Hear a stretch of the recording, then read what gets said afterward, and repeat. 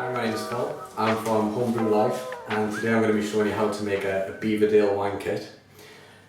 Before I'd ever made any sort of homebrew wine or beer myself, the first thing I did is went on YouTube to have a look at how it's done, just for a bit of reassurance.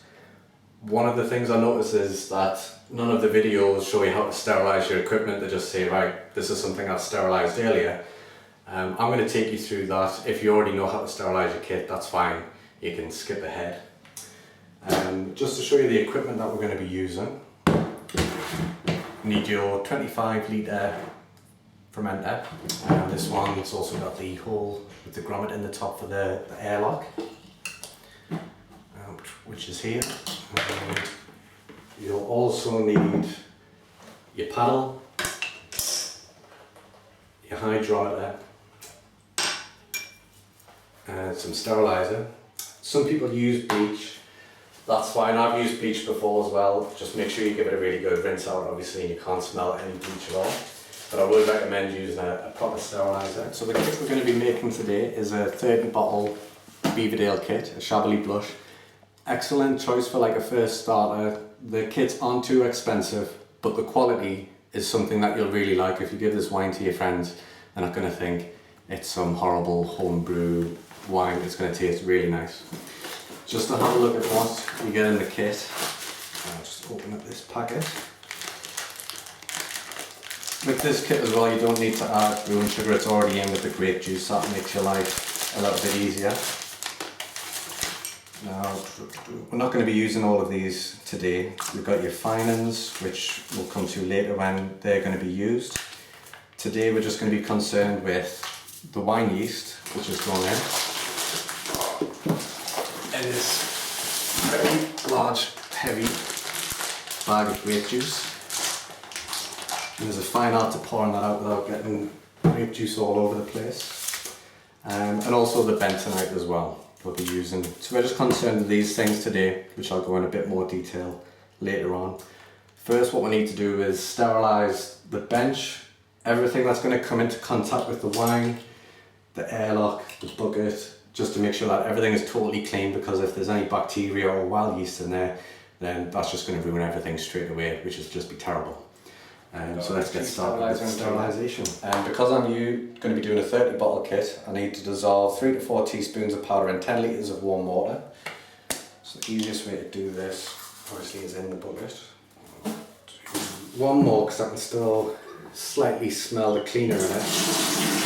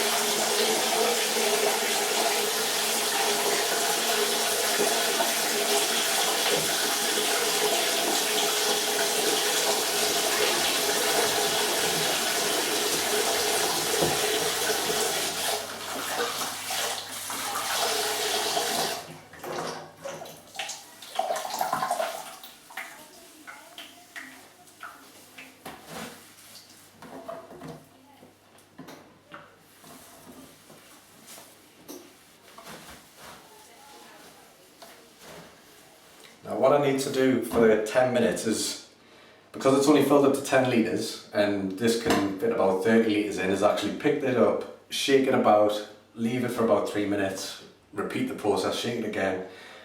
What you don't want to do is shake it with all of the equipment that's still inside of it, because with it being a plastic bucket, if it gets a scratch, your bacteria can get in there and then you end up having to buy a new bucket. So you don't want to scratch or damage this in any way.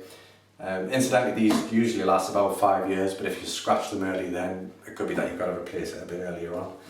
So let's just get all this clean and rinsed out.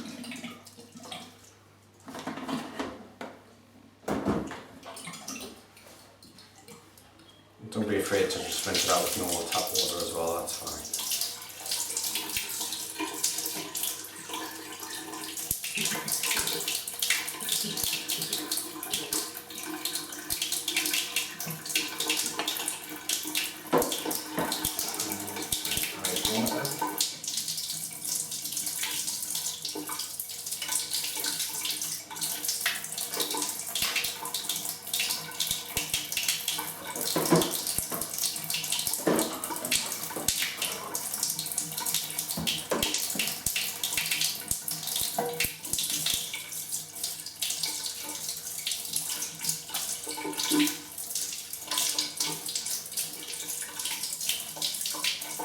Make sure you give it a good rinse as well, because the sterilizer will kill the yeast if it gets into contact with it.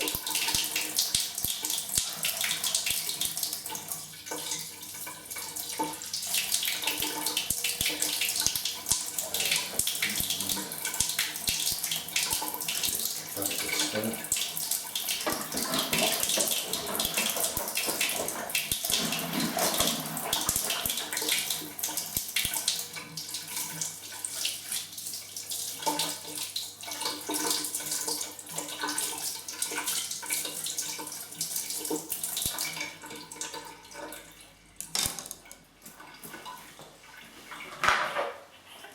Place the lid.